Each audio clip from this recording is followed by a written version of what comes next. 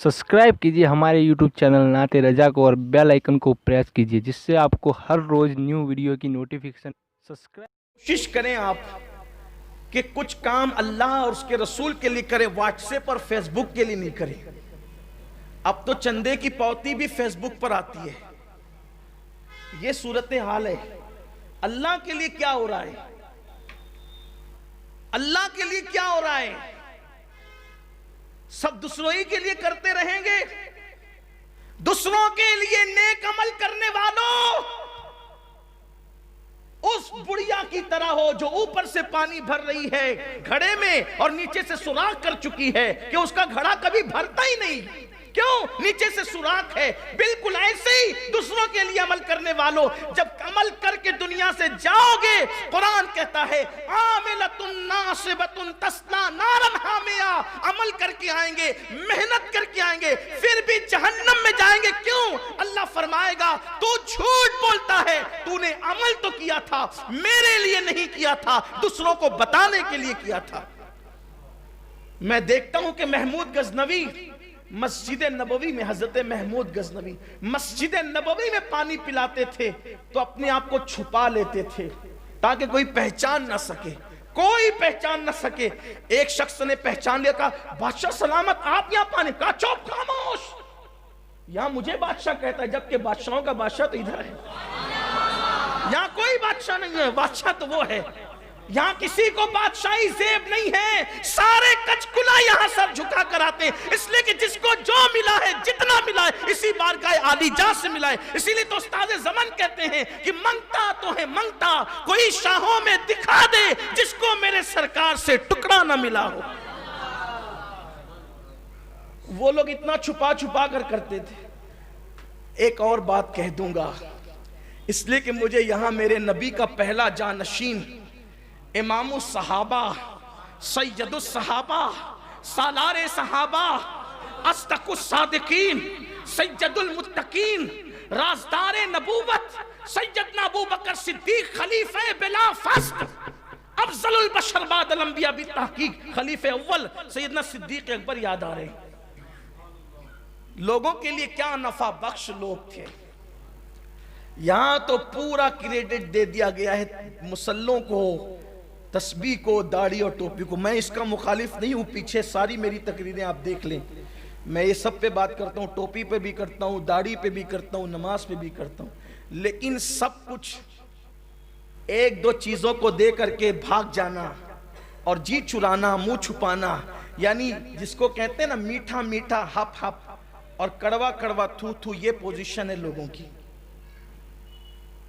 दो चार रकात नमाज पढ़ लेंगे, थोड़ी देर बैठ करके वजीफे कर लेंगे, लेकिन लोगों को क्या पता कि जो वजीफों में नहीं मिलता वो लोगों को फायदा पहुंचाने में मिलता है। एक दिन अल्लाह के रसूल अलैहि सलाम ने देखा एक शख्स मेहनत से कमाता है। सरकार अलैहि सलाम ने पूछा कि तुम बहुत मेहनत करते हो। कहा यार रसूल इसीलिए मेहनत करता हूं, इसीलिए मेहनत करता हूं कि अपने घर वालों की किफालत करूं। तो हुजूर अलैहिस्सलाम ने उसमें तकब्बुर ना, ये फरमाया हो सकता है कि तू जिनके लिए दौड़ धूप कर रहा है ना, तेरे बाजू की कुव्वत से रोजी नहीं मिलती होगी, बल्कि तू जिनके लिए कोशिश कर रहा है उनकी तकदीर से अल्लाह तुझे भी अता करता। खिलाओ पिलाओ, हाथ ऊंचा रखो, पता नहीं जिनको देते उनके सदके में अपने को मिल जाए। हम किसी को क्या पालेंगे, ये अपनी फिक्र रखो।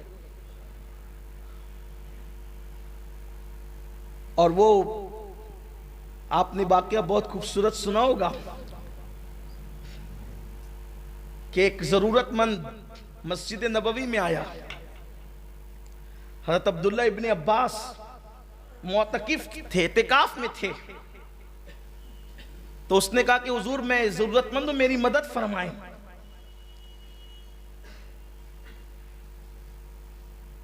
और आप मेरी इमदाद करें। आप उठे और अपनी जूतियां निकाली, मस्जिद के बाहर जाने लगे। शागिर्द ने कहा हुजूर आपका इतिकाफ है, आप भूल गए, आप इतिकाफ में थे। फरमाया बेटे ये जरूरतमंद आ गया है, अब इसकी जरूरत के लिए इसके साथ जाना मस्जिद नबवी में 2 महीने के इतिकाफ से बेहतर है। مجھے جانے دے یہاں سے، اعتکاف کی قضا کر لوں گا، اس کی قضا کب ہوگی؟ یعنی وظیفوں سے بہتر یہ عمل ہے، فائدہ پاؤں۔ تو میں بات کر رہا تھا امام الصحابہ سیدنا صدیق اکبر، جانشین رسول، یار غار مصطفیٰ صدیق اکبر رضی اللہ عنہ، حضور کا وصال ہو گیا۔ آقا کریم صلی اللہ علیہ وآلہ وسلم کے وصال کے بعد دیکھو فائدہ پہنچانے والے لوگوں کی بات کرتے ہیں، اللہ کرے میں بھی اور آپ بھی یہ کریں۔ یار غار رسول صدیق اکبر رضی اللہ عنہ، اللہ اکبر، زمانہ خلافت ہے، آقا کا وصال ہو گیا۔ فاروق اعظم رضی اللہ تعالیٰ عنہ کو اور دیگر صحابہ کو ایک پرچی دی گئی، خلافت کی کرسی پہ بیٹھنے کے بعد ایک پرچی دی گئی، یہ کام فلاں کرے گا، یہ کام فلاں کرتا تھا فلاں کرے گا، فلاں کرتا تھا فلاں کرے گا، حضور کرتے تھے فلاں کرے گا، یہ اس طریقے سے سب۔ ایک کام ایسا تھا جو کام تو لکھا ہوا تھا لیکن اس کے آگے کرنے والے کا نام نہیں تھا، کام تھا کرنے والے کا نام نہیں تھا۔ یہی بات اپنی قوم سے کہنا چاہتا ہوں اور اپنے آپ سے بھی، لوگ نام کے لیے مرتے ہیں، نام کے لیے کام کرتے ہیں۔ حضور حافظ ملت فرماتے تھے کام کرو نام تو ہو ہی جائے گا، نام کے لیے مرو گے تو مرنے کے بعد سب سے پہلے نام چھینا جائے گا۔ اگر نام کے لیے مرو گے تو سب سے پہلے نام چھینا جائے گا، اور کام اللہ کے لیے کرو گے تو وہ نام دے گا کہ مٹ جائے گے قبر کے نشانات، پھر بھی نام باقی رہے گا۔ حالانکہ کام کرنے والوں کے قبر کے نشانات بھی نہیں مٹتے، لیکن اگر مٹ گئے تو بھی نام باقی رہے گا۔ نام نہیں لکھا ہوا تھا آگے کون کرنے والا ہے۔ فاروق اعظم نے چٹھی پڑھی، کہا بہت اچھا ہوا، ایک کام ایسا ہے جس کا کرنے والا کوئی ہے نہیں۔ انہوں نے بھی اپنا نام نہیں لکھا، کہا کہ خاموشی سے ہم خود ہی کریں گے۔ اور وہ کام تھا مدینہ منورہ کے مضافات میں رہنے والی ایک بڑھیا کا، جس کے گھر کی خدمت حضور اکرم صلی اللہ علیہ وآلہ وسلم کی طرف سے کی جاتی تھی، آقا کریم کی طرف سے اس کے گھر کی خدمت کی جاتی تھی۔ اور اب وہاں کام تھا لیکن نام کسی کا نہیں تھا کہ کرنا کس نے، تو فاروق اعظم سوچا کہ میں لے لیتا ہوں اس کو، لیکن خود کا نام بھی نہیں لکھا۔ یہ گئے تو دیکھا کہ سب کام ہو چکا ہے اور بڑھیا شان سے بیٹھی ہوئی ہے۔ سوچا کہ چلو کوئی پہلے آ کے نیکی کر گیا، فائدہ پہنچا گیا، کل ہم پہلے آئیں گے۔ پھر پہلے گئے، پھر بھی کام ہو چکا تھا، یار یہ آگے کرتا کون ہے؟ تو ایک دن جا کر کے چھپ کر بیٹھ گئے رات کو، تو دیکھا کہ کوئی چہرے پہ نقاب ڈال کر کے آیا۔ یہاں لوگ پاپ کرنے نقاب ڈال کر جاتے ہیں، اور وہاں یار منانے کے لیے نقاب ڈالے جاتے تھے۔ اسی لیے شاید ان لوگوں کو کبھی نقاب ڈالنے کی ضرورت نہیں پڑی جو یار کے لیے نقاب ڈالتے تھے، اور جو پاپ کے لیے نقاب ڈالتے تھے منہ چھپائے چھپائے پھر رہے پوری دنیا میں۔ کیا ہم کیا آپ سبھی چھپ رہے ہیں؟ منہ ایسے ہی تھوڑی چھپتے ہیں۔ لوگوں کو اب بھی عبرت لینی چاہیے کہ قدرت دنیا میں بتا رہی کہ ابھی بھی تمہیں منہ چھپانا پڑے تو قیامت میں کیا حال ہوگا جب چہروں سے مجرموں کو پہچانا جائے گا۔ ابھی بھی اللہ کرے ہم ہوش کے ناخن لیں۔ کوئی نقاب پوش آتا ہے، کام کر کے دبے پاؤں جاتا ہے۔ فاروق اعظم نے اس کو دیکھا تو اس کے پیروں میں اس وقت چپل بھی نہیں تھی، وہ بغیر چپل کے آیا تھا، لیکن آتے اور جاتے قد دیکھ کر کے لگا کہ یہ کوئی غیر پہچان کا کوئی اجنبی نہیں ہے، یہ بہت زیادہ شناسہ معلوم ہوتا ہے، جان پہچان کا معلوم ہوتا ہے۔ لیکن اندھیرے میں چونکہ تاریکی تھی، ننگے پیر آیا وہ، اور دبے پیر جب جانے لگا پورے کام نپٹا کر چہرے کو چھپا کر، تو فاروق اعظم نے دامن پکڑا، کون ہو؟